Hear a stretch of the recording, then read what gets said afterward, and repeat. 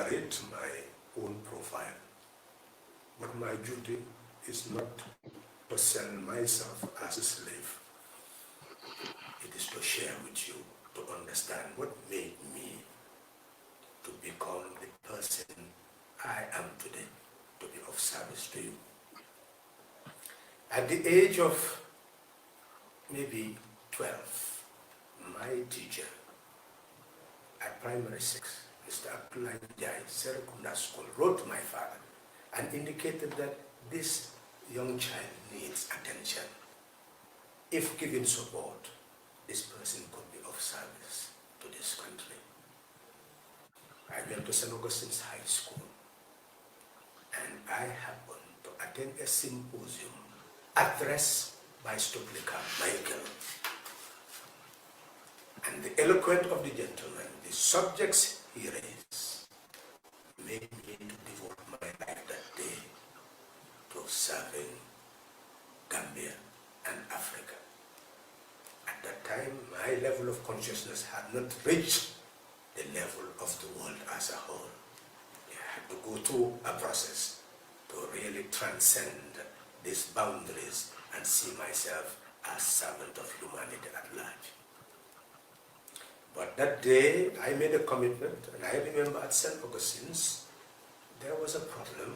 I stood up for justice, and the principal of the school eventually came to our class to call me. The students felt that maybe they wanted to sanction me, so they all came out. But the principal asked them to go back. I also asked them to go back, and they did.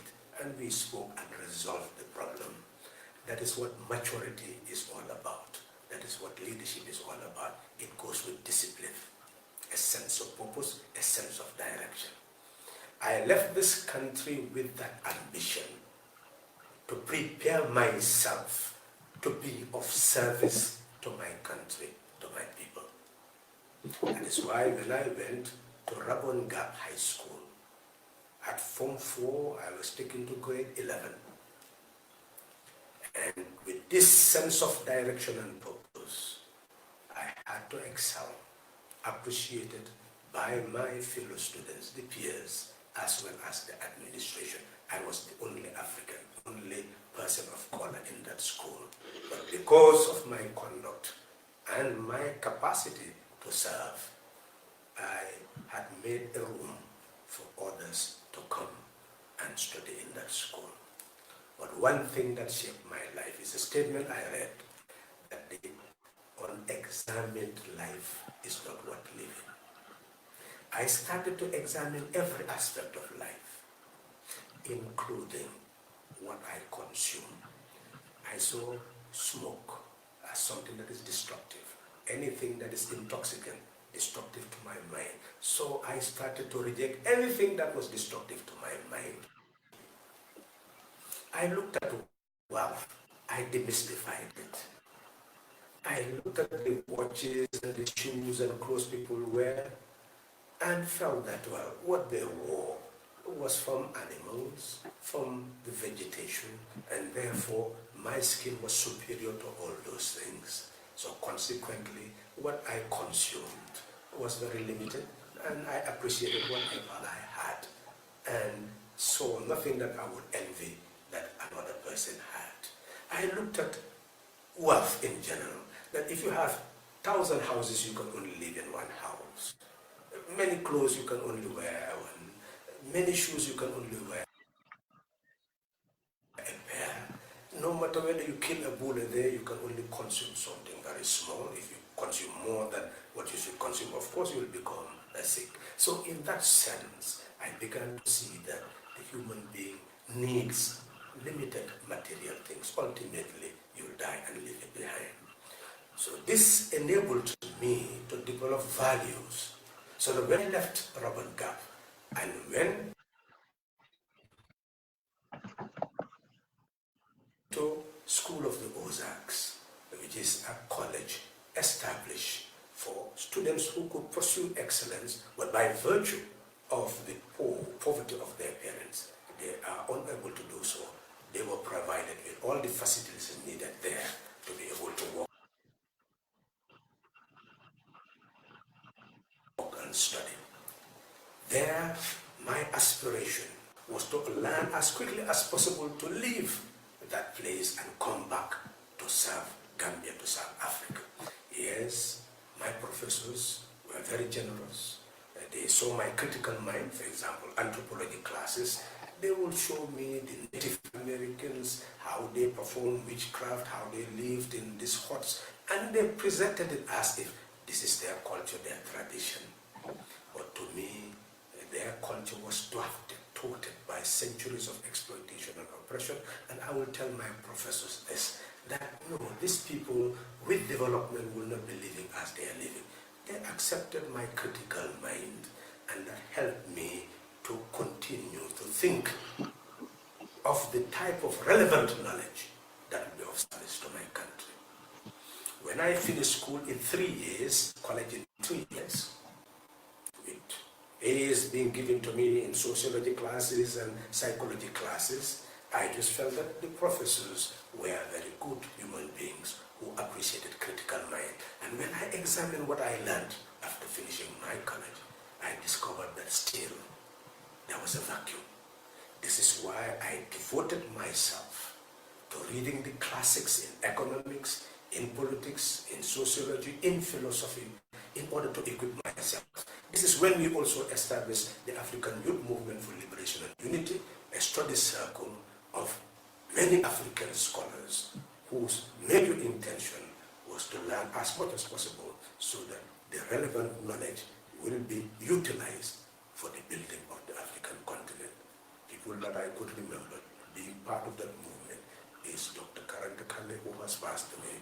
Unfortunately, he could have been of great service to the Gambia, and Professor Kari Kari, who introduced Samsara when I was coming back to the Gambia. I left School of the Ozarks to go to Howard University, enrolled in a joint master's PhD program so that I could finish as quickly as possible to come back to the Gambia to serve the country.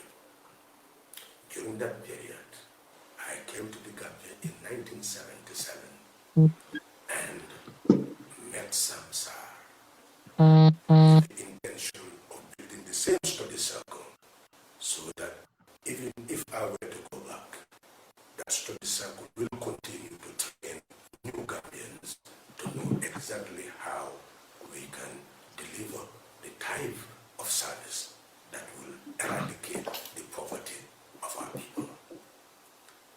We established a study circle, and ultimately I decided to work in social welfare. I did not see the need anymore to go and pursue academic work because the knowledge I had enabled me.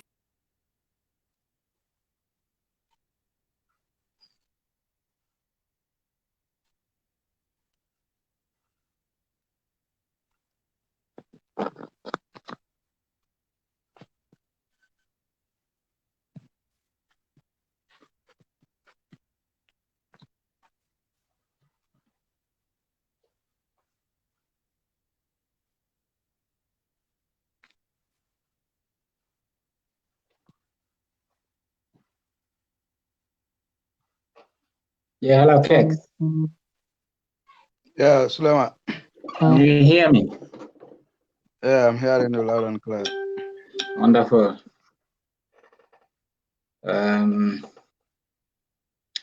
Yeah, that was an inspiring message from Halifa there,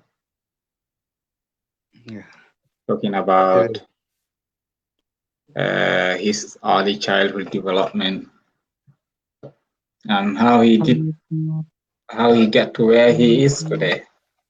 Mm-hmm.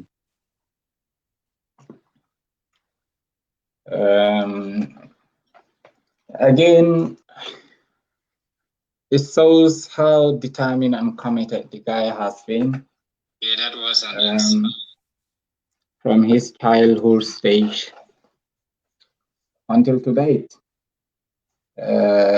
Like he said in his book, no single individual is great enough to make history, but you have individuals who are precedents in history. Yeah. And I guess he is that personality in Gambian and African politics. Certainly, we will have some people joining us, including Coach Pasambajau. Precisely, we are not here today to be praise singing. Halifa, you know, at DOI we don't praise sing people. We are not part of a cultist movement, but we believe that our leaders are pace setters in Gambian politics. They have immensely contributed to the liberation of the minds in the Gambia and even within the African continent. Their work is recognized beyond the tiny Gambian borders. That is, even the international community, there is a lot of hope on the DOI leadership. That is why the report that was leaked, that is the WikiLeaks report, made some very favorable comments about the DOI leadership. But again, they were prepared for this. They had a mission with a vision. So they are not accidental politicians. And in particular tonight, Halifa himself, we are going to look at Halifa the politician and Halifa the individual. Once Coach Pasambajau joins us, this issue will be discussed and we will set the scene by probing questions on who is Halifa as the politician and who is Halifa as the individual. It is common knowledge to everybody in the Gambia his role in what we describe as contemporary Gambian politics is second to none. So one has a lot to talk about Halifa, but we can limit the discussion to that scope. What do you learn from him? What did I learn, or are we still learning from him? What brought us together as comrades and as compatriots? Some of us are not related in any way, but we came together as a result of something. Something brought us together. There's a commitment and there's a principle that brought us together, which in the intro Halifa himself have discussed very well as to his reasons of coming into politics. One will discover that awareness has always been the basis of liberation for him, for Halifa. He believed that once the human mind is awakened,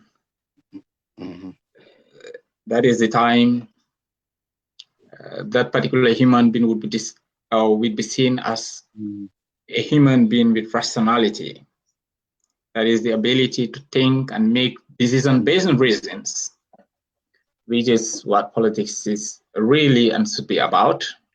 People should reason very well before entrusting people with leadership responsibilities.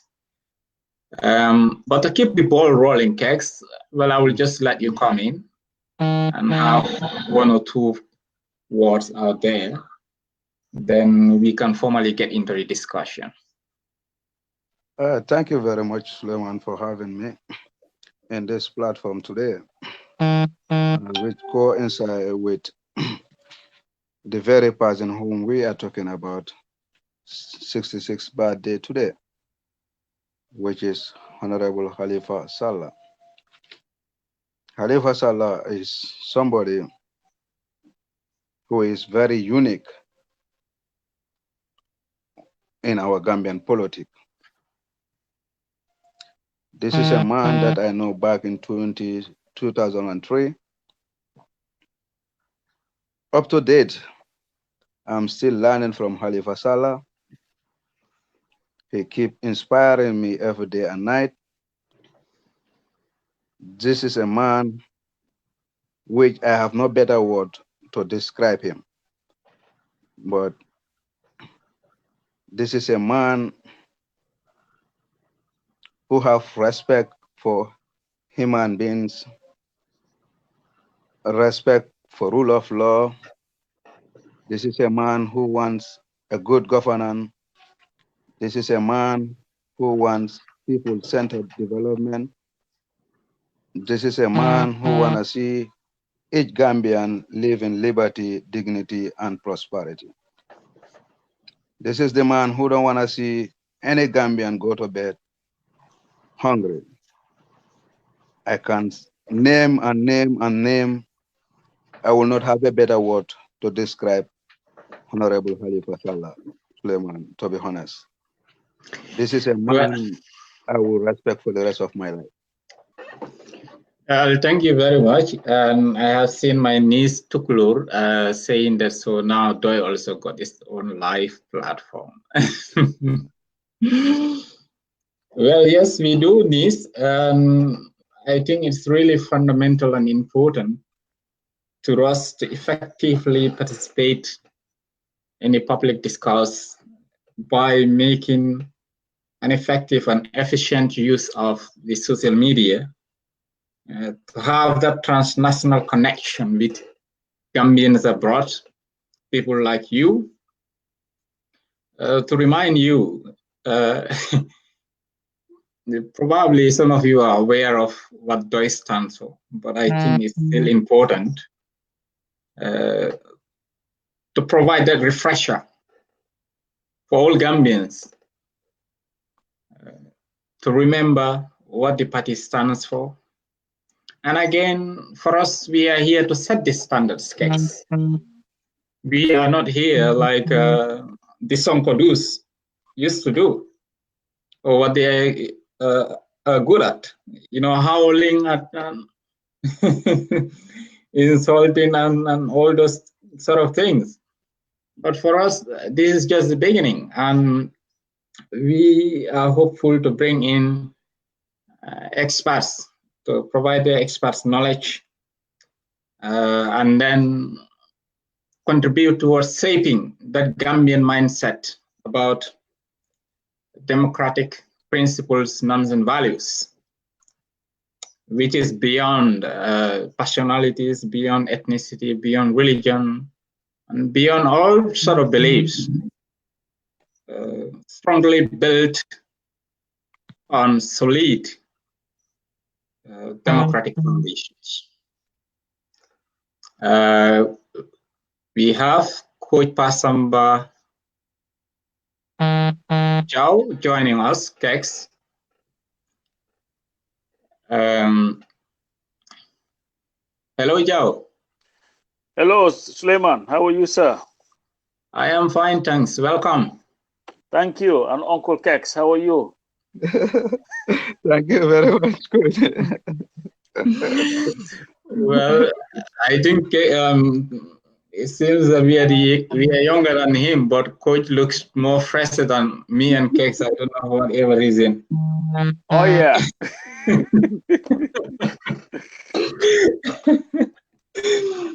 But yes, Joe, thank you very much for responding to our invitation.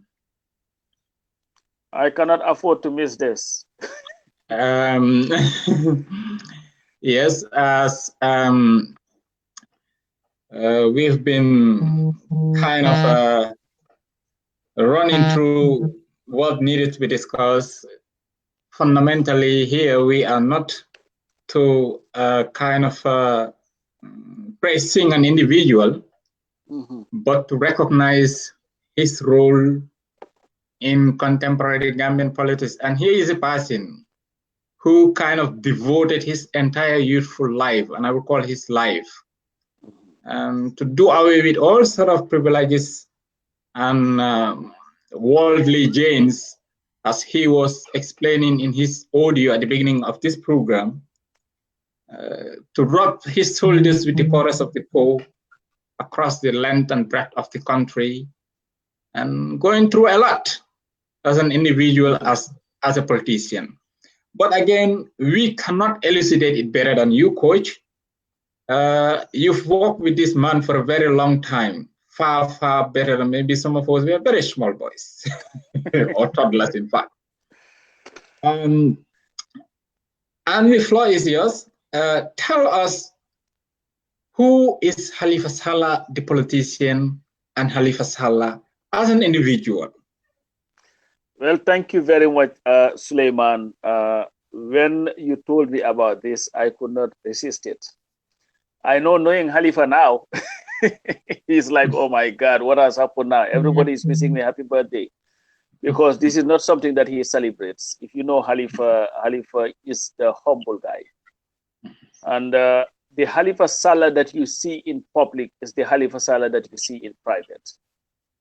I have, like you rightly said, known this guy for well over 3 decades now. I have stayed with him here in the United States. He has stayed with me multiple times. And the man that I see in public is the man that I always see when we are together.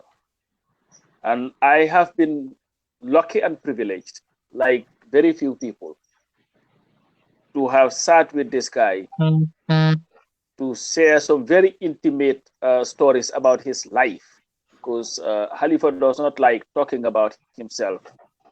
People know he's changing now. I've seen like a more open Halifa than he used to be. So I've gotten to know him. But who is Halifa Sallah?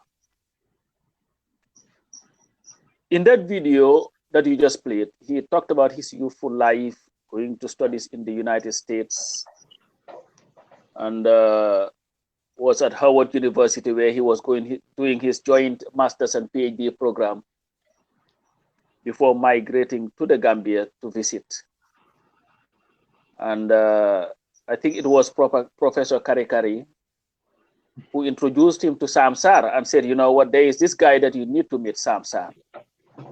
And I remember Halifa telling me that when he came to the Gambia, he was looking for serious people who he can work with.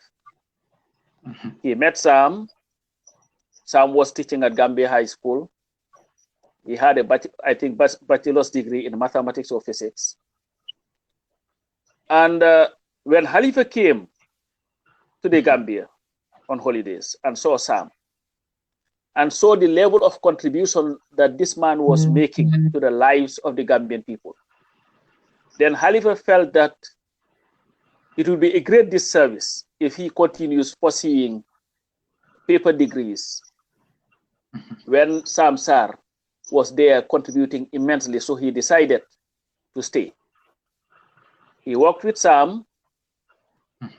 And when Halifa was at the social welfare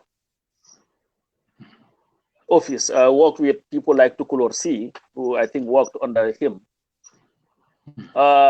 One thing that Halifa did during his tenure was he brought focus to the plight of the disabled, to the extent that they trusted him so much that they used to have him to represent them in conferences that dealt with the disabled. During that period, he had a program on Radio Gambia. Initially, it was him, Mansour Njai, Alaji Mansour Njai, and Pa Da Costa, Maggie Elek. But they ended up leaving it to him. And those who were old enough to listen to the program will remember Lole Akboy Bayre, because he used to do what we call Lebatu. And he used that program to enlighten young people on their worth in society and how they must treat their fellow human beings. But this was an interesting period, though, He had working with Sam, who was a teacher at Gambia High School, and they used to develop plays, have students in it, raise money to pay for school fees of needy students at that school, while he was also a civil servant. And I remember Halifa telling me that even when he was in the United States and going to school, and when he went to the Gambia, he developed a strategy. His salary was always divided in three. 1/3 was for his maintenance, the other third was for his family, and the other one was for the struggle. Always. That's how he lived, and that's what he was doing. So during that period, they started Voice of the Future. You would wake up in the morning and you see publication like all over the place. It was him, it was Samsar, it was the past Sambus, and all these other people who were doing that. When Halifa was arrested after the 1981 coup, because the government, what they did was anybody who was an intellectual or had any conversation with Kukoy and they know about it, they would go after you. They went to arrest Sam Sarr. When they arrested Sam and Amisila, searching through their house, they found a lot of tapes of the Magi Elect program that Halifa used to have on Radio Gambia. So they went and arrested Halifa Sallah together with Pa Sambu and Adam Abba. Amisila then was weaning a baby. I think the son was, I think it was either Saul or Jaga, 6 months old. They took them to jail. They were in jail and they defended themselves in court. They were subsequently freed. Upon their freedom, they wrote, Halifa wrote with Sam, how many more will have to die at the mile 2 prisons and emergency situation. They were the first people in that country to talk about the prison conditions. And that would not be the first time that they have talked about issues that most people were neglecting. That brought light to our prison condition. Then the Senegambia Confederation was born. They wrote, the Senegambia Confederation, the facts, the myths, the doubts, the truth, and the lies. They exposed the weakness of the Senegambia Confederation and how Gambia was not properly represented in the negotiation that happened to establish the Senegambia Confederation. Part 2 of the documents was translated into French by Sidi Ajata, who was a friend of Sam Sarr. So you see the connection. And they decided, you know what? Now we are going to form a political party. They invited a lot of intellectuals. A lot of people went to that meeting, but not many stayed. Because the party that they thought was going to be built and this party were too different, because this was a revolutionary party. When I say revolutionary party, a party that was meant to educate the masses and not one that was to exploit the masses. And this gave birth to DOI, the People's Democratic Organization for Independence and Socialism, in 1986. So I think I can just stop there for now, because I can go on and on and on and on. I mean, it's such an inspiring story and such an inspiring and interesting chronology of your own account of and your understanding of Doi and Halifa in particular. But you've made mention of something that is really very important in your account of issues. You talked about their approach as revolutionaries who intend to rely on the basis of awareness by enlightening the people. And you have another revolutionaries that are kind of, they consider themselves as the radicalists who comes with unconventional methods of confrontations, particularly against regimes that has happening in most part of the African continent. But here in the Gambia, you have that group of people considering themselves as revolutionaries, but to them, it is enlightening the people. And unfortunately, as you've mentioned, some of their colleagues walked away, these intellectuals. Why? I mean, why? This is something that is important to explore and then compare this to the crops of politicians we have. Why really walking away from an approach that is designed to enlighten the people, to be the architects of their own destiny, in Halifa's own words? What does this mean to you, Coach? Well, Suleiman, it meant loving country, putting country first. I've heard somebody say that, oh, what do people mean when they say put country first? If you've been molded by Doi, you'll be molded as somebody who is not bitter. You'll be molded as somebody who is very content with life in terms of worldly gains or earnings and stuff. Humility would be the order of the day. You mentioned people who left.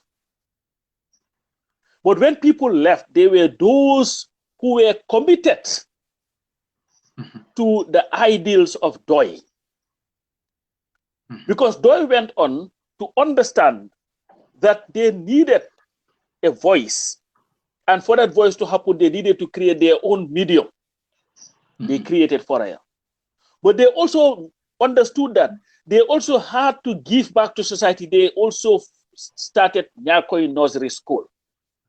And at Nyakoi Nursery School, the teachers were Amisila. Faisuso, who was a headmaster, resigned his job, joined the party, and became a teacher and was earning less than half of what they used to pay him as a headmaster. The teachers were the Sehandaus, the Pasambus, and a host of very experienced teachers, qualified teachers who were qualified, getting paid at that time, maybe good salary, but they gave all that up and said that we are coming to serve the people, to build young minds. And I remember the 1992 campaign, because it was very busy at the Bureau. We were compiling the manifesto, 126-page manifesto of Doi. The rallies were going on, the teaching was going on. I remember one morning, early morning, Pastor Sabu came and knocked on my door. He was riding his bicycle. I said, well, Joe, we really need your help at Nyakoi. So I started going to Nyakoi to teach. But what I saw there, where the method of teaching was in fact different from what we saw at our schools. Kids were not beaten. And you know, this uncle that people hear, Auntie Ami, Uncle Halifa, Uncle Sam, Uncle Sambo, and all that came from there because students were asked just out of respect for their teachers that they should address the teachers as uncle and all that. So that was how uncle came into the picture. And I remember the students we had taught, most of Nyakoi students can tell you, name all the state capitals in Africa. And these were young nursery school kids. They did all that. But again, Suleiman, the humility within Doi. Your nephew, Syria. Yes. Cousin. Who has an equivalency of a PhD in linguistics, used to ride a bicycle distributing Foraya. And Samsar, who was a teacher, one of the best physics teachers in that country, used to hold studies for students. And this is what he used to do. You would come to him and say, Mr. Sir, I want to take your class. He would tell you, can you please come with your mom? You'll come with your parent. And he would sit with the parent and say, I want you to tell me honestly, how much can you pay a month? If you say, Mr. Sir, I can only pay $5 a month, that was your fee. No negotiation. So this is the life that they lived. And, and interestingly, we're talking about Halifa, but you cannot talk about Halifa in the absence of Doi. Yeah. These people have never taken a day off. Yeah. Even when Halifa travels abroad, he would frustrate the hell out of you. I remember he used to tell me, well, Jau, well, Megal Sone, I have a lot of things to do because this is not a holiday. I'm coming to work.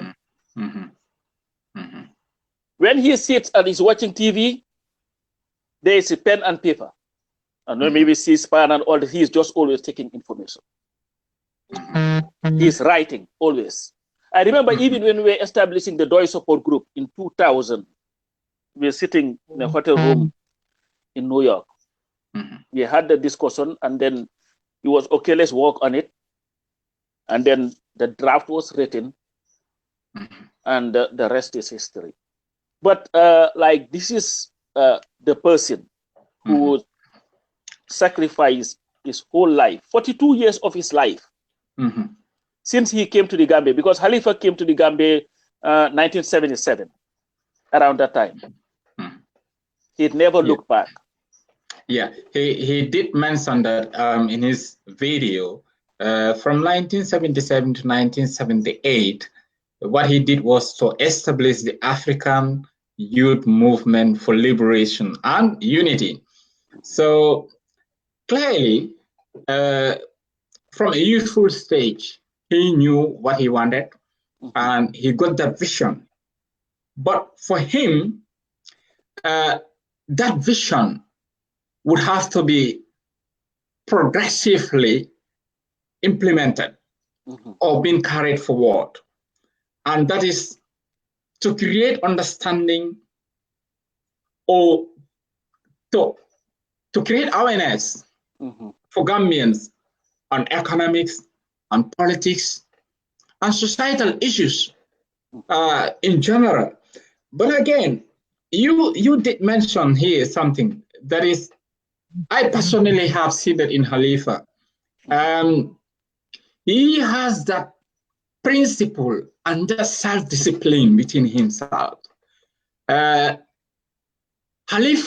would not eat like the way I would eat. I would eat to make sure that, I feel that my stomach is full. When he came over here, we were supposed to go to Manchester. And early in the morning, I drove to where he was, and we picked him up. We had some few vegetarian sausages, and we spent the whole day in Manchester. The organizers prepared something, but we did not eat it. Halifa will not eat everywhere, not because he is suspicious of anything, but he has self-discipline in himself. So we could not eat where we've been to. And this guy was talking. He addressed the Gambian community. From there, he went to address the Afro-Caribbean community. He did not eat anything. And I was sitting there starving. So we were supposed to drive back to Birmingham around, it was after 10 p.m. I said to him, you know what, I need to eat. And he said, but we don't have to eat. So I told the driver, you have to stop by McDonald's. And we all have some sandwiches there. But despite that length of walk, and one thing I've noticed, when you have an appointment with him in the morning, no matter how early you get up, you will find him there ready for you. So meaning, this is a guy who didn't also enjoy the morning hours in bed. So he has that self-discipline within himself. And then that reminds me of something. Because they will go to up country. And you know how the food is like there. You know how the beds are like there. Sometimes, you know, I don't know how to describe this, the pajas, we call it in the provinces. It's kind of a mattress, you have to load grass in it. You know, it's not that even smooth. And these are the kind of beds these people sleep in. Oh, yes. Like you said, with serious caliber, his knowledge, skills, and expertise, he still found it normal to go out there in the wilderness and rob soldiers with the poorest of the poor, and then eat what they are eating, drink what they are drinking, and just be like them without hunting out for opportunities within the international community, oh, yes. or chasing proposals just to be traveling from one country to another. They can if they want. And I sometimes see them as people who also kind of suppress their professional and career development. Of course, big time. For politics and for the interests of the Gambian people, to be there for them. That is what basically happens. Next, you are back. We are looking at Halifa, the politician and the individual. What can you tell us about it?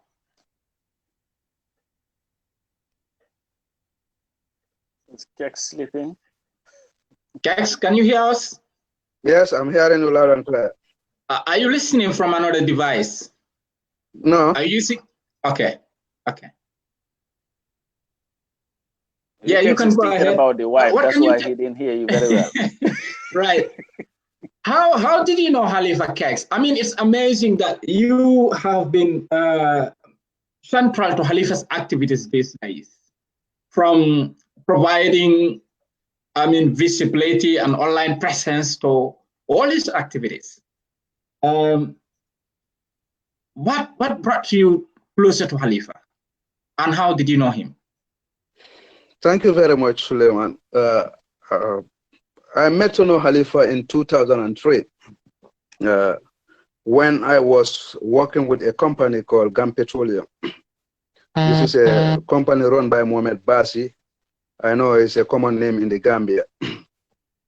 And I was the supervisor of the company and at the same time, the human resources manager of the company. And I have almost 500 staffs working under me who are Gambians. So these people are working for almost 2, 3 years, 4 years. You know, their contribution, social security, the company was deducting their salary, but actually they were not paying the money to the social security fund for their benefit. So one day, somebody just tell me, why can't you go to social security and confirm whether your staff's monies has been sent to the social security department?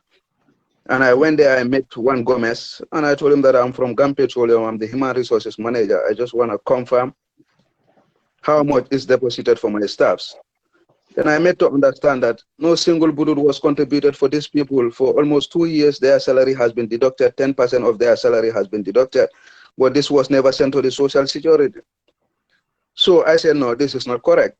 So I start, fighting for these people. Then I wake up and I said, no, there must be an end to this one. And I approached the management. And they were telling me that, Kex, you have all your benefits and everything is there. So you have to forget about this thing and just pursue whatever you're going to pursue. You have a future of this country. We believe in you and stuff. I said, no. Since I'm the person here who is defending these people, who is their representative here, I must do something. And I went to the labor department. I met one Nyallo Barrow, who was the commissioner during that time. So we spoke and I explained everything to him. But I feel like this man don't want to take me serious. He told me that I will come to the office, but he never come. So it took me 2, 3, 4 days and he never come. Then I said, no, let me approach the social security department itself. Since they have an inspector team, let them go to the company and inspect. So I used all those mediums, but there was no success story. So I meet one Gaba Cham, who is the Workers' Union executive, who was the Secretary General of the Gambian Workers' Union. And I explained the story to him. He said, yes, yeah, okay, but I will direct you to one man by the name Halifa Sallah. If you meet this man, definitely he will gonna stand for you people. So I went and I met Halifa, and I explained the story to Halifa, everything. And he said, okay, right, just give me the list, when did you start, and how many people were involved, and how much, like, is 10% of your salary, and you calculate everything, and you bring the paper to me the next day. Then the next day I do this, and I meet Halifa, very humble at his office. He welcomed me, and we sat for almost 1 hour. I gave him all the history, what actually transpired. He said, okay. He drafted a letter to me, and he said, he told me to go and drop it at the Labor Department. He said, the Labor Department should handle this within a period of 1 month, and if they cannot do it, they should pursue the matter to the Industrial Tribunal in Carnegie. So I took the letter to Nyalo Baro, and he read the letter, and he knows that definitely there are strong words in this letter, and they are all based on the Constitution. And he said, okay. So this is how I met Halifa, and these people were not serious, and he said, now go to the court and I will be behind you people. And we pursue this case, and we win the case almost $2.5 million. So out of, we are almost 150 something staff. So we said, no, we cannot have this money together. Let us see how much we will give to Halifa. And we decided, let us give him $200,000 out of the money. So with the joy, we just go and meet this honorable man in his office and said, Honorable Sallah, this is for your contribution for standing for us. He said, no, this is your right, so I will not even take a budu there. This is yours, and you work for it, and you must enjoy it. So I said, no, this is not normal. If you look at Gambians and money, and $200,000 was not a small money at that time. So I was like, no. So I start following this man. I start listening to this man, and I made to understand that this is somebody who is very content. Halifa is somebody. And I start to investigate who is Halifa. And I get close to Halifa. And I said, sir, actually, I once met you at Serakunda, Ebony Johnson. You were having a rally after our encounter. And I listened to you. And the words that you are saying keep on ringing on my ear.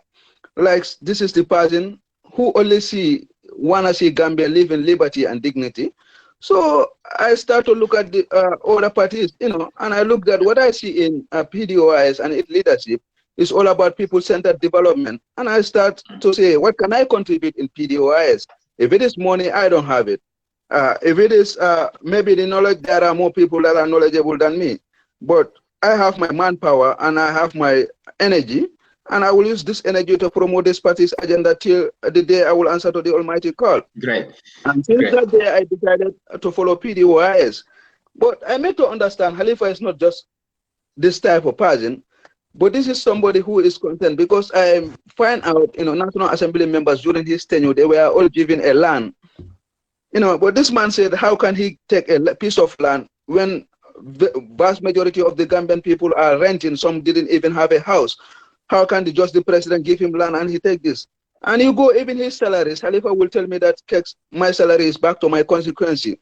And like presently, if you go to London Corner and the Butler's ward, you'll find out that Halifa has a constituency fund whereby half of his salary is going to the constituency. They are paying, he's sponsoring almost 5 students their school fees, and the other end 5 people their school fees.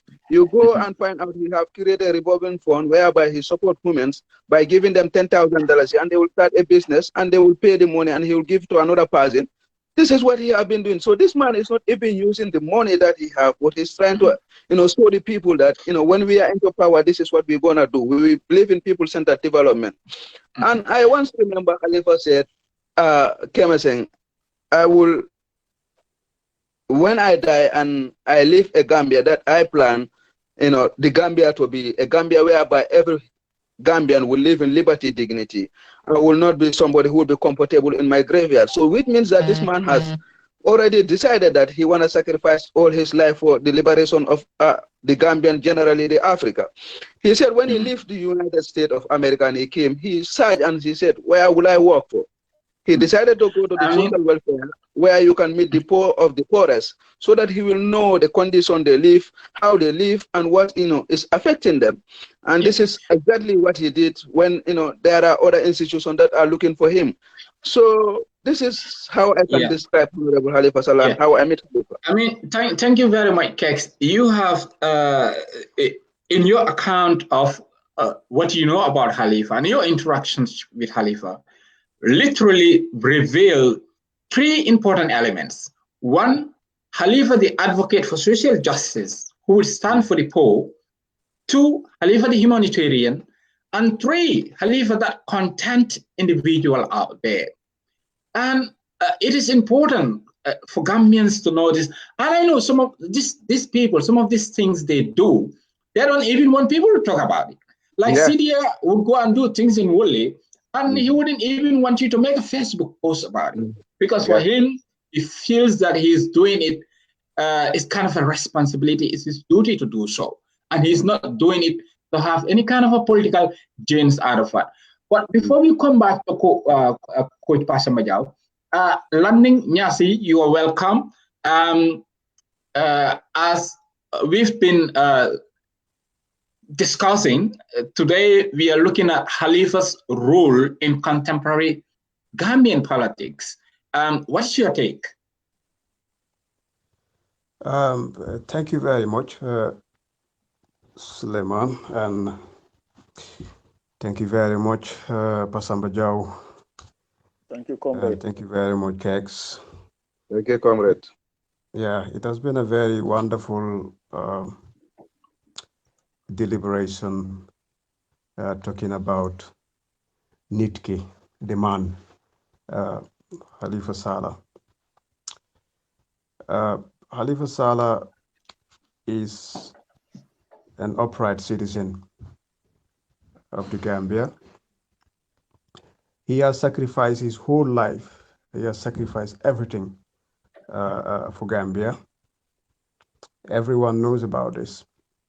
I know Halifa from a very tender age, growing up in Talinding, because he was very close to my dad. He has been a frequent visitor to our household. At a very, very tender age, I know this man. I know that he is content, which of course that Kex have talked about. And also Pasambajau has reiterated that also. Anyone who is close to Halifa, you will be in one way or the other influenced by his values. He has very solid values when it comes to contentment, when it comes to dignity, when it comes to integrity. I will just attest 2 or 3 things that I have experienced with his association with my dad. I think through Halifa's influence, my dad was able to set up a school, a training school for underprivileged girls in Talinding. It was named Talinding Skills Development Center, which was set up in our own compound. Could you imagine? That tells you the values of sacrifice. Our own compound was used as a training center for underprivileged girls. And could you imagine, with all the resources that was spent in equipping this center, most of the secretaries that are now in Quadrangle Banjul, most of them, I can say, were trained in this skill center. And could you imagine, because of the values of sacrifice, the values of contentment, comrades, Halifa, my dad, will allow these underprivileged girls to go through the school without paying a penny. Without paying a penny. They will go through this typing school and also through secretarial training without even paying a penny. That tells you the sacrifice that these people have. And also another point is Halifa did have friends in Scandinavia also and came up with a project for sponsoring students from poor families. In the early 90s, 1992 or so, he was able to set up this thing together with my dad. And a lot of students were sponsored through this program. And you will not know that Halifa was in fact the brainchild behind that program. Because he would not want to be associated with it. He would not want anyone to mention that in fact he was the brainchild behind it. So a lot of poor people benefited from this man. So definitely, if we are to stay here, if we are to speak about the qualities or the values of this man, we will speak the whole day, because he has touched the lives of many people. He has touched the lives of many people. People's Center in Churchilltown, Serekunda, is more like a social clinic. This is why when some people say Gambian people don't understand the language that PDOI speak or the language that Halifa uses, I think this is absolute dishonesty in a way. Because when people are in difficulty, in hardship, you see them running to this social clinic, PDOI social clinic that is a brainchild of Halifa. But when it comes to decision making, when it comes to selecting our representative, people tend to fall back and go with the politics of Benachin, the politics of Sabar, and so. So we have to acknowledge these things, and we have to accept, and we have to celebrate this man as now that he is with us before he leaves us. I believe if we don't do it, Gambia, we might regret, like what has happened to intellectuals in Africa, like in Senegal, say Anta Diop. You can mirror him to Halifa. When Sheikh Anta Diop left, that was the time they were celebrating him. So Gambians should celebrate this man, not celebrate to praise him, but celebrate him at least to learn a lot from his qualities, to learn a lot from his values, the values that we can apply to ourselves in order to move our country forward.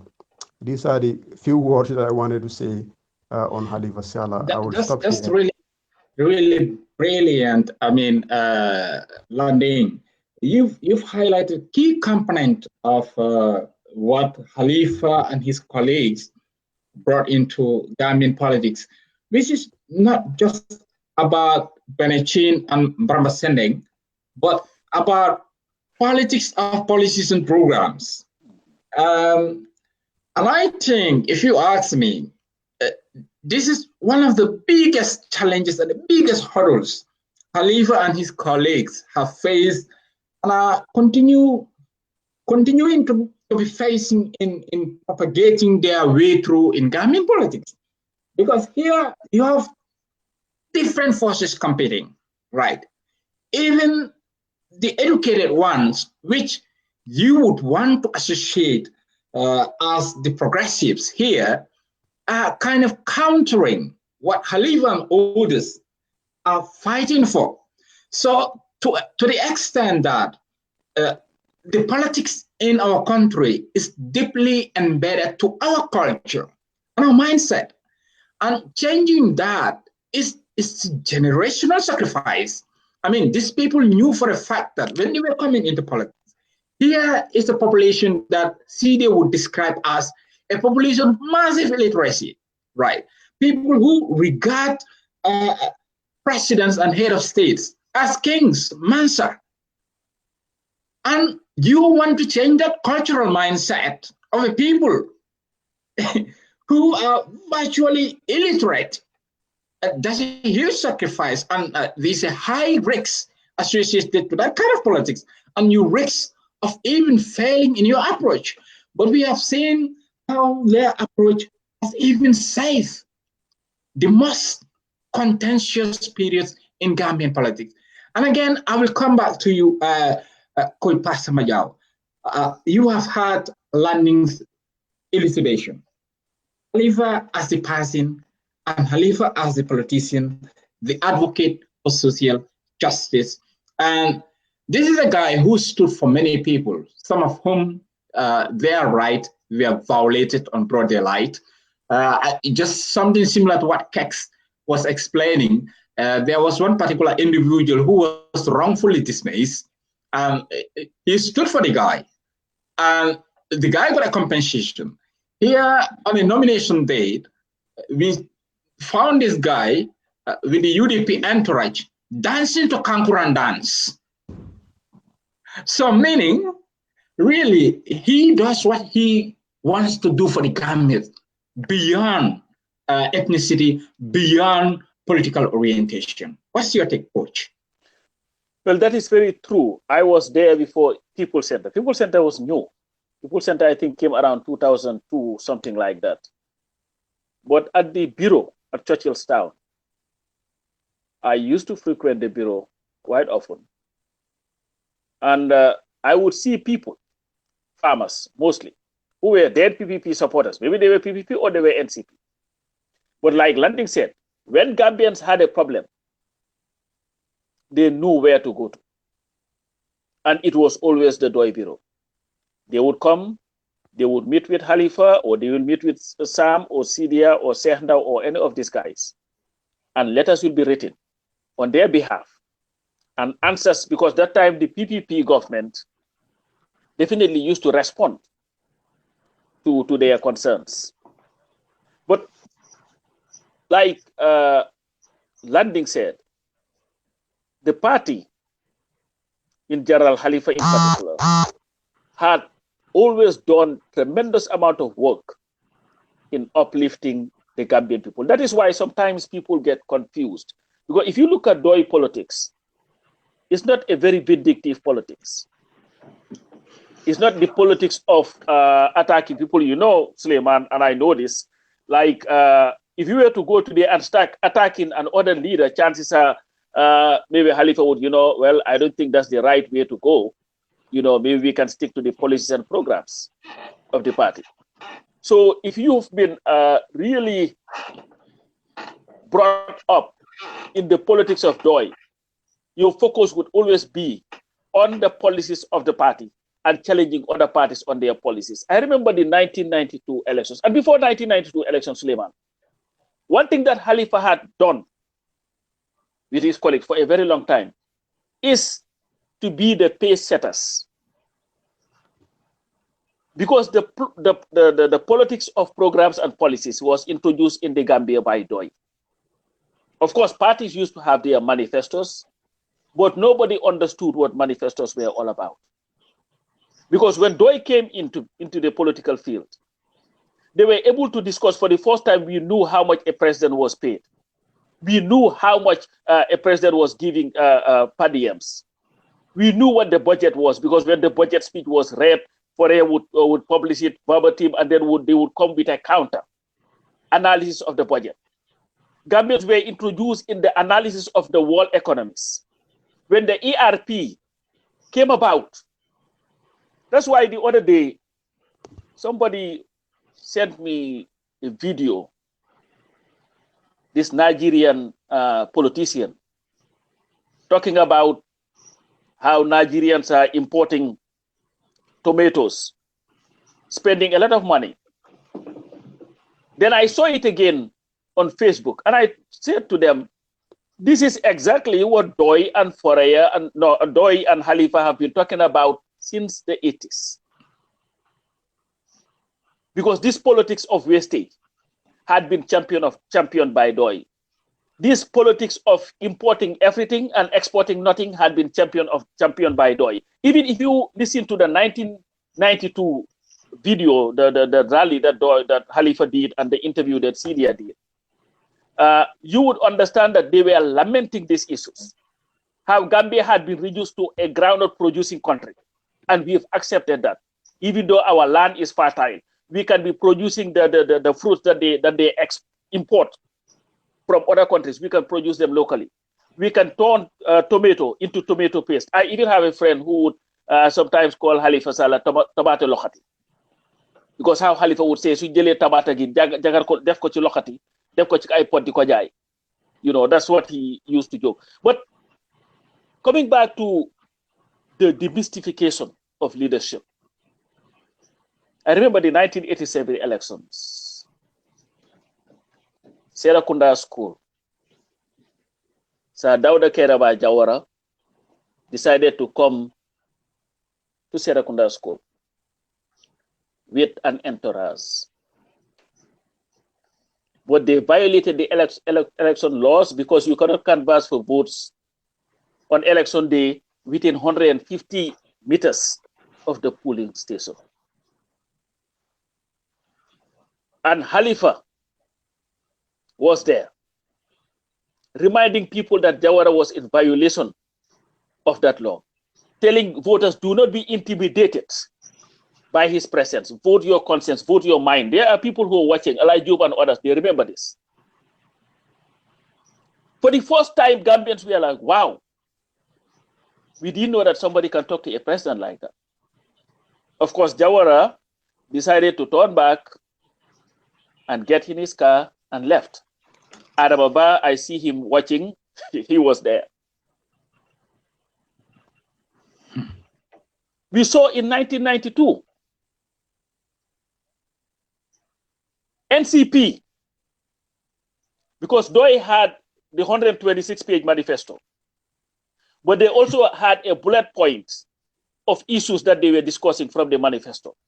The NCP, I remember this 100%, used Doi's bullet point as their campaign material.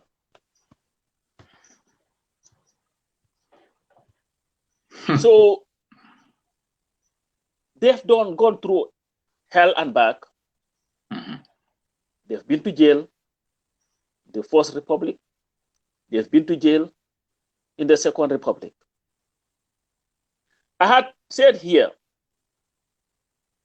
that the Doi people, then there was no Doi. When Adamaba, who is watching, Halifa Sallah, Sam Sar, Pa Sambu, Amisila, were arrested after the coup. And they came and talked about, exposed the Gambians to the horrendous conditions of Mile 2 prisons. That's why when people talk about it, I'm like, people have been talking about this since the 80s. One, when the Senegambia Confederation was done at the back of the Gambian people, and people had very little ideas of what it was all about. It was again Doi, the Doi people, Halifa Sam, who came and wrote that document, Senegambia Confederation, the facts, the doubts, the truth, and the lies, outlined every problem in the establishment of the Senegambia Confederation. That's number two. And guess what ended up happening? Sam Sar went to a press conference by Sir Dauda and brought the issue that the Senegambia Confederation Defense Act violated, I think it was section 33 of the 1970 Constitution. And Jawara was, well, I don't know about that. Maybe you need to talk to the Minister of External Affairs about that and then come back. They had another press conference. Sam went and told him, well, I've gone to that ministry, but their ideas, what they said was not very convincing. Jawara didn't like that. So they had a back and forth. He said something, Sam responded, and he asked Sam whether he was doubting him. And Sam respectfully said, well, yeah, because those are not the issues. And Foray was banned from attending a press conference until 1992. That was when they went back. That's two. That's three. What ended up happening was the same issues that Sam and Halifa and Doi were talking about the Senegambia Confederation were the same issues that Jawara later realized and adopted, leading to the breakaway of the Senegambia Confederation, because the Gambia was at the time spending $26 million a year, Senegal $52 million, and it was doing nothing to advance the Gambian people or the Senegalese people, but it was wastage. What I've seen you have on other guests, so I'll just stop there, and maybe when we get to the second that's an interesting, I mean, elucidation of facts as usual. Not really surprising. Sometimes when you start listening to this, it's like you want to, I mean, to let you go on and on and on and on. But here is my niece, Tokolosi. She worked with Halifa, and I believe it was at the Department of Social Welfare. Department of Social and Social Welfare. Social Welfare, right. I don't know when it was, but I guess she'll be able to tell us that. Yes, Tokolosi, when did you work with Halifa together at the social welfare, and who is this person as a co-worker to you? That is why I had to get in, because you know, when you eulogize somebody in writing. By the way, I want you guys to know something. When he was running as a National Assembly member, I wrote a piece on him. I campaigned for him on social media, and just so you know, Coach is my witness of all the things that have been shared on my wall. My eulogy of Halifa is the most shared to date. Wow. And every year I share it. So for people to see how many people commented, how many people shared it, and how many people liked it. So my Facebook memories actually show me that it is the most liked thing I've ever shared. So, and like I said, when you eulogize somebody in person, it is different when you talk about the person, because it is in writing. People may read it, but they may not hear the passion in your writing. I went right out of Crab Island. Yes, I graduated from Crab Island. Right out of Crab Island, I went to work at social welfare.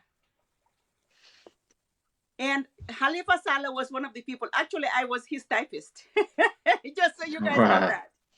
And you must have typed a lot of letters then. Trust me, when John Kamara and the rest of them went to court for parents to pay welfare, John and them will do a page or two, and Halifa will do 10 or 12 pages. So figure that out. So, it's a lot of work for you. This is the man that this is the man that I knew, and this is the man I respect since then. And that is why Halifa, the politician, you always can say that politicians will just say what you want him to hear. I can say that is not the case of Halifa. I know Halifa when Doi was nothing. Excuse me for saying it that way, but I know Halifa when politics was not in his life yet. Okay, back then we would sit down. I wrote it on the thread. We will sit down eating lunch, and we will say, Halifa kaileka. He's like, and he will kind of laugh, and then Halifa runs to his room and office, and we are like, and the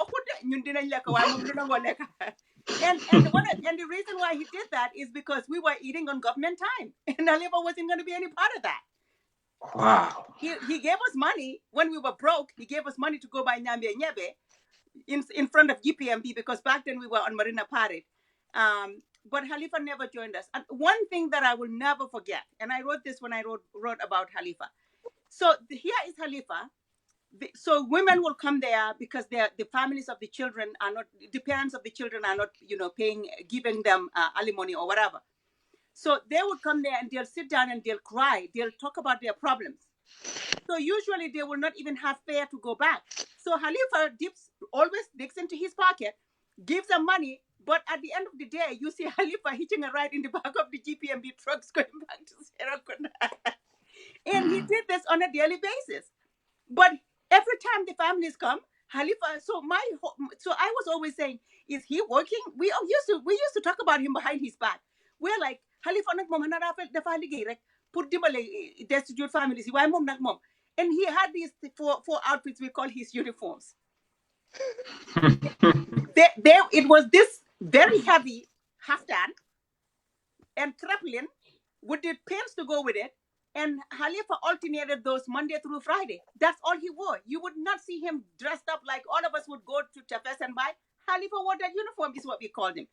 And then the only time you see Halifa sit in a vehicle, in a government vehicle, is when Halifa was with Faburam, our driver, to go to court with the families, because he made sure that the families didn't have to pay transportation to the courthouse. He made them come to the office, and his clients rode with him in the government provided vehicle. It was a Range Rover. I will never forget it, a white one. And that's the only time that you would see Halifa in that government vehicle.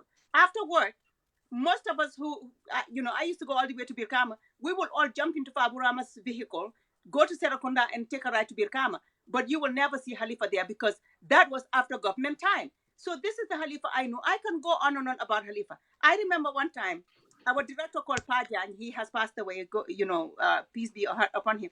So what happened to one day, Paja was frustrated with Halifa because Halifa and I shared an office. So the director of Pajang, his office was at the end of the building. We were upstairs. We were the ones upstairs. And one day Halifa was in his office for hours, trying to convince this couple to get back together because for the sake of the children. So when the couple finally left, because the wife is like, no, I don't want this marriage. I don't. And Halifa was just trying to talk and say, why? I said, let's say, he was literally preaching to this family. They went and Pajan came angry. Halifa do not say yemngamuna defar Halifa. Because for Halifa, it was not about the marriage. It was about the children. It was about the fact that he knew that family, when it is broken, the children will suffer. And so, and he told Padat, he said, Hamgarek, man Halela said, and so these are things about Halifa a lot of people know. And this is before Halifa had his own child, that he looked at families. He didn't want families broken down. When we had destitute, social welfare had the destitute fund, where people came in and you say how poor you are and you get help. Some of the social workers did not want to go to do the home visits to decide if this family is eligible. No matter how far this family came from, Halifa would go. I remember one family came from Bara, and at the time we didn't have a vehicle. Halifa took his own money and went to Bara, did the family's family assessment, came back, and he went back and helped the family because he went to social welfare, got the check, and took it to Bara for this family. So these are many, many things that I know about Halifa in his work. And he was this man.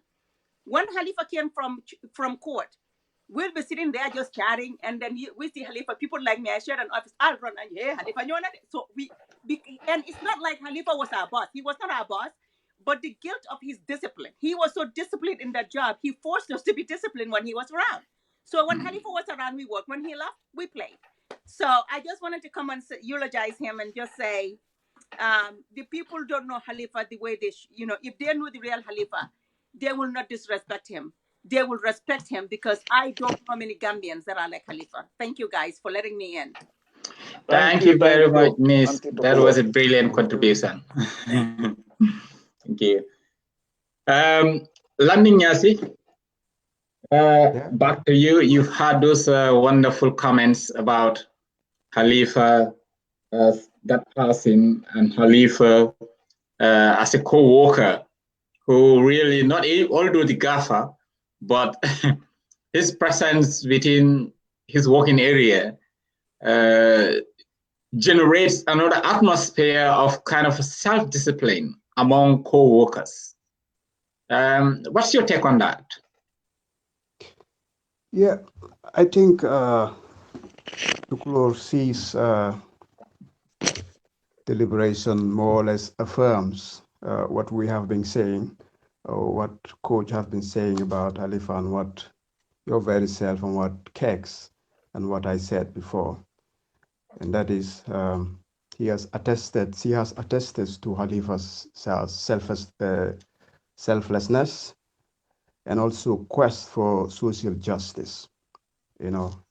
He was somebody who kind of the pioneers of social welfare department, and Tukulosi have attested to that. So I think Halifa is someone who really cares about the masses, don't want to exploit the masses, don't want to take advantage of the downtrodden, of the weak. He's someone who wants to lift them up, lift the people who are downtrodden, the weak ones among society. And he has demonstrated that throughout his life. He has demonstrated that even at his workplace, as Tukulor C have rightly pointed out. So he and his people, he and those close to him, like Samsar, like Side Jata, Their main mission is to educate the masses. And as Coach Pasamba Jau said before, these people are out to educate the masses, but not to exploit the masses. This is very important. All along, they have been educating the masses. They don't want to take advantage of the people. Even if you want to support them, they want to make sure that you understand the message. You understand what they are trying to put forward, what they are putting through, whether you understand it. That is their concern. I can remember, I could remember in 1992, I was very young then, maybe 10, 11 years old, when C.D. Jara stood as the presidential candidate for Doyle. In his interview with Malik Jeng, Malik Jeng was like asking him, you people don't tell people to vote for you. You don't tell the people to vote for you. CDA said, yes, we don't tell the people to vote for us. He said, why? You don't want to win? He said, no, because the Constitution says, then if you are 21 years of age, you are a matured individual. You know what is good for you and good for your country. You know what is bad for you and bad for your country. So this is their worry. They want to educate the people to make sure that they are making informed choices. So this is what these people are all about. These are their values. They don't want to take advantage of the people. They want to make sure that they explain everything and to make sure that anyone who is supporting them is supporting them based on the right information, based on principles. And they have lived with this throughout their life. This we can attest. Anyone Thank you very much. Has been following them can attest to this. Very interesting interview. Let us be serious, Mr. Chen. Huh? Look at you. Look at this studio. Just right now you are complaining about microphones. Is this what you call development? Let us be serious.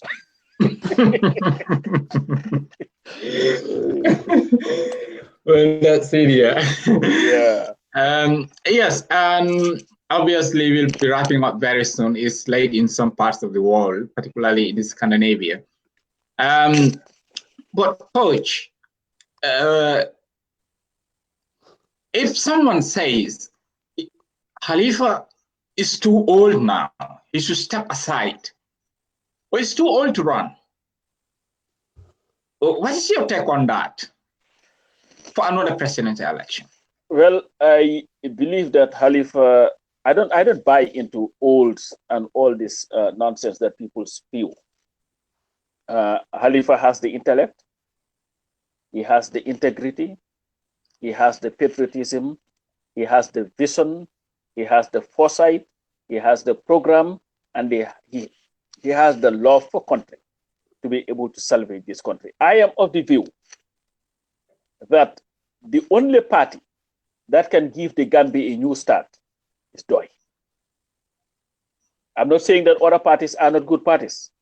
I'm just saying the only party, based on my own analysis, that can give the Gambia a good start is DOI. Let me tell you why I believe that if Halifa were to be elected, that it will be beneficial to the Gambian people. Because for the first time, we'll have a leader who would put the interest of the Gambian people before his very own interest.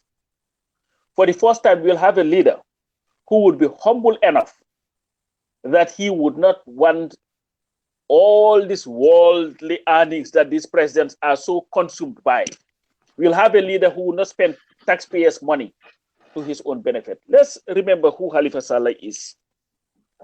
When this guy was the minority leader at the National Assembly, as minority leader, you're giving a salary, but you're also giving fuel vouchers monthly.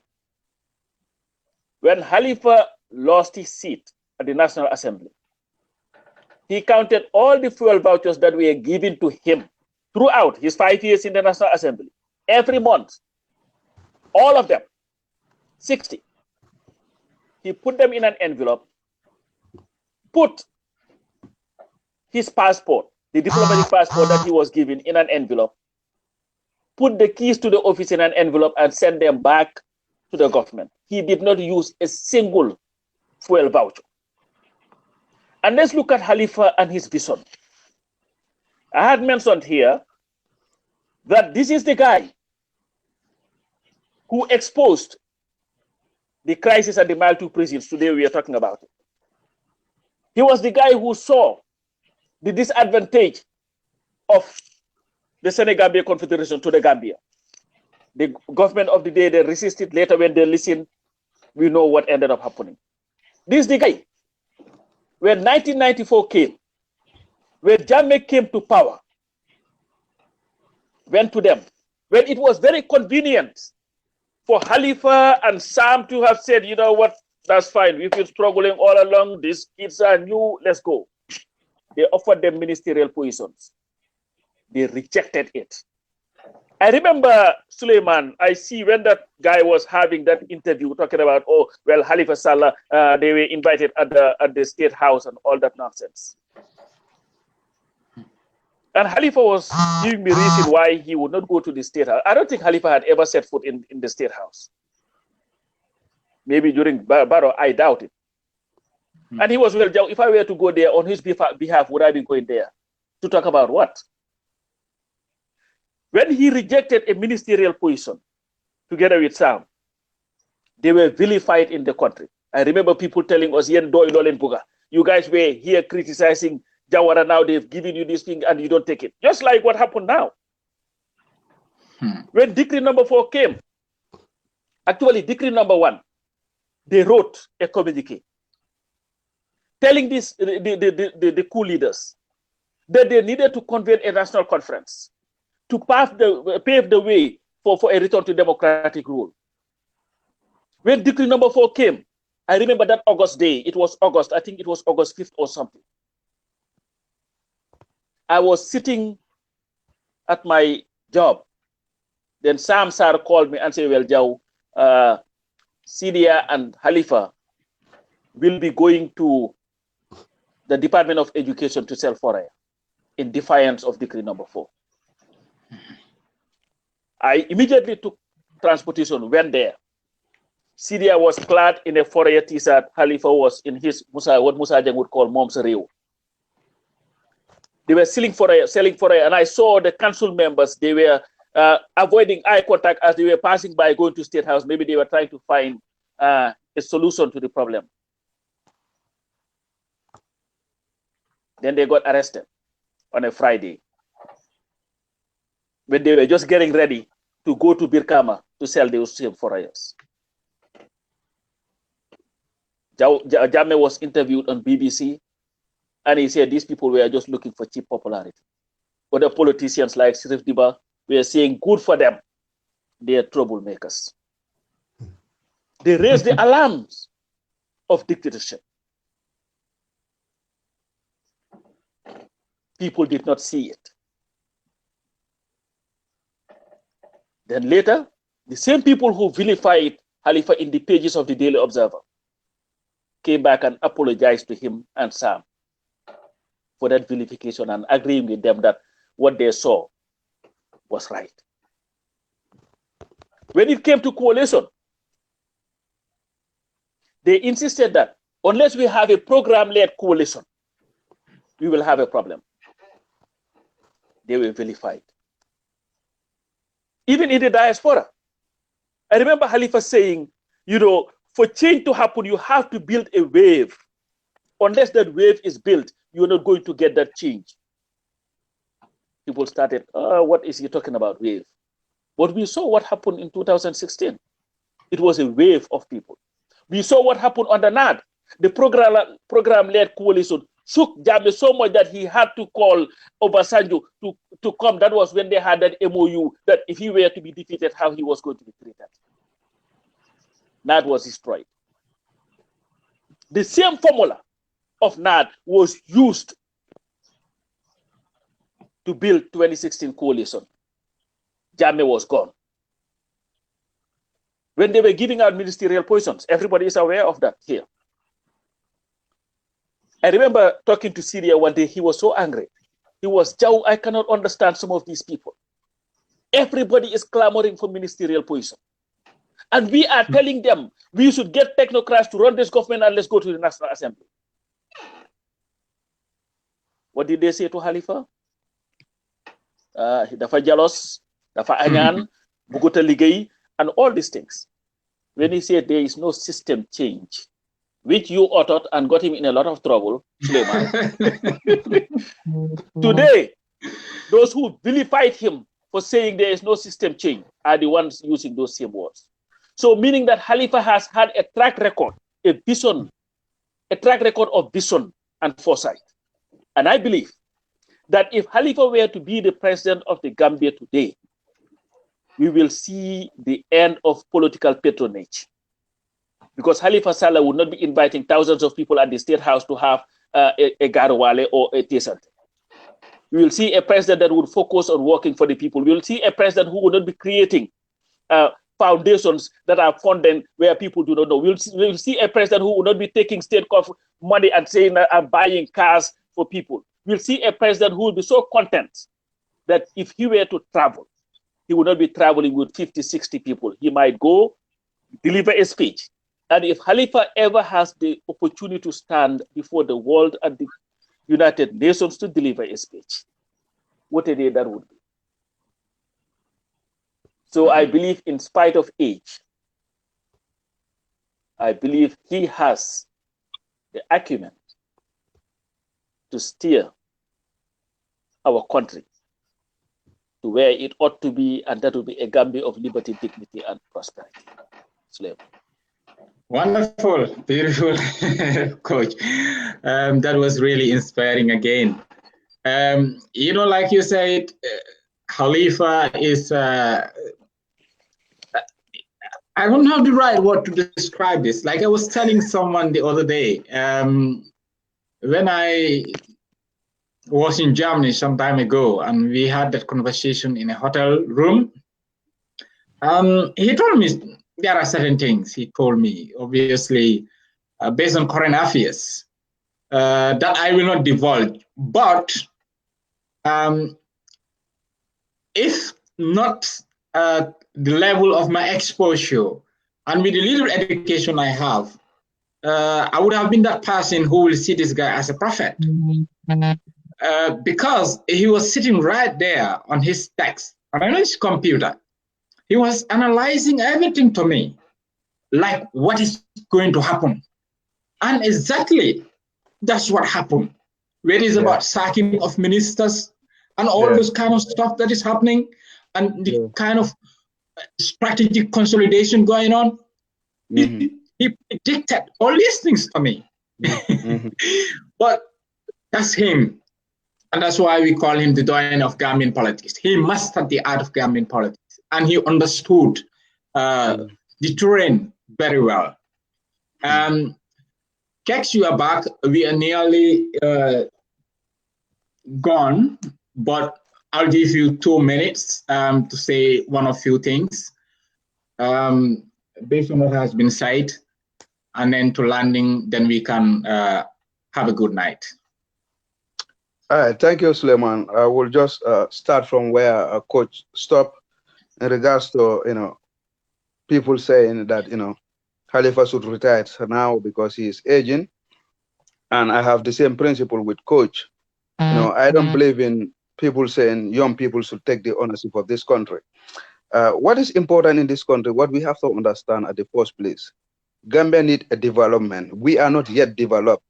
All the countries that you are seeing, they said young people, those countries have already developed. We need somebody who has the knowledge, has the ideas, has the programs and the policy to move this country. This country has not started even moving an inch. And you must have somebody who has the knowledge to move this country. And this is what we are lacking. And you can see that in the leadership of PDYS and more of Halifa and Sidia and Samsar and any of PDYS leaders. And I can attest to this. There's one guy whom I will not name, and Halifa will not even like this. But this man is a multimillionaire, and he once come to the office and he said he want to see Halifa, and they sat and discussed. When the man left, I was accompanying him because he didn't know the way. He's a stranger in the country, but he's a Gambian. But for a long time, he didn't come to the country. And this man said, I visited this man when I was accompanying him to the the highway. I told him that. He said, and I said, what is frustrating you? He said, I came and visited this man. And I told him that I'm ready to support him and I'm ready to put almost billions of dollars to sponsor his campaign, and I make sure that if I pump this money, he will be a president next election to come. But I only told him that the only thing that I need from you is to be a foreign minister when you are elected as the president of this country. And this man said that I never want to be a president without the will of the Gambian people. And if this is why you want to support me, I'm okay with whatever you have. He was saying, we have that type of politician in this country. I said, this is Halifa Sallah for you. So that shows you who is this man. He's not there to impose himself to the people. And he always tell me this all the time. I could remember one day we were on a campaign and I was shouting, Halifa by force, Halifa by force. But we are in a distance and he try and slow his footsteps and until he gets to me and said, Kex, you know, it's not Halifa by force, it's Halifa by choice. People has to decide who they want. And I was just embarrassed. So that's not you.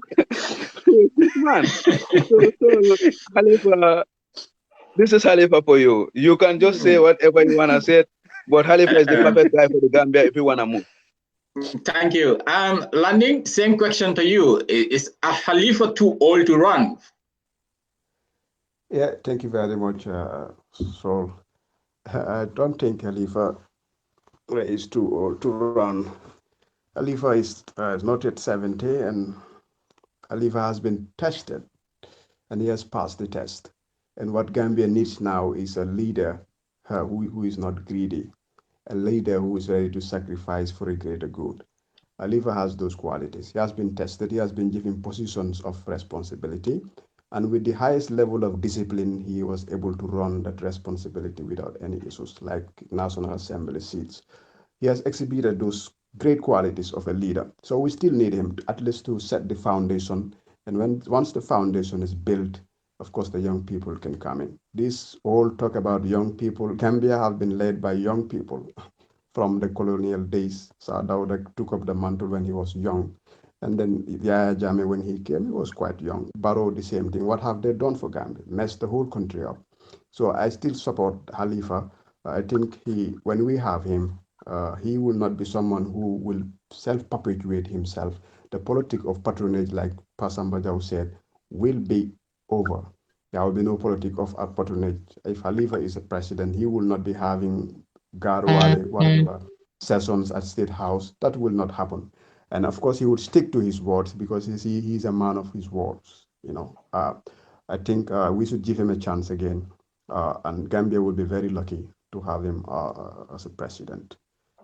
Thank you very much. Thank you very much, Landing. Thank you very much, guys. Coach, once more, thank you very much. We are delighted to have you. And here and there, we'll always try to get hold of you. Anytime. I am ready to commit to anybody who is going to be part of the campaign. The next presidential election will be bumping heads with me all over the place, because I believe that the solution to Gambia's problem is joy. And we don't mean by this discourse, we don't mean Halifa is perfect. He has his issues. Everybody does. You know, he is as stubborn as a bull, you know, but he would listen to you and he was trying to convince you with ideas. But, you know, to me, I am just happy with the friendship that I have with him. And he has always been a mentor. We've had our differences, which is okay, normal, because we were taught in own yourself, you know yourself, know your country, and then you shall be the commander of your own destiny. So I am also a person of my own. He is a person of his own. From time to time, we'll bump heads, but that's natural. Well, absolutely. So, I think they train, kind of teach us how to be critical minds. And here and there, if we fall out with them, I think that's really normal. Oh, no, that's normal. Yeah. But thank you so very much, bro, for having me. And thank you, Comrade Nyasi, and then Uncle Kex. Congratulations again. So, thank you. Hi, guys. Good night. Good night, guys.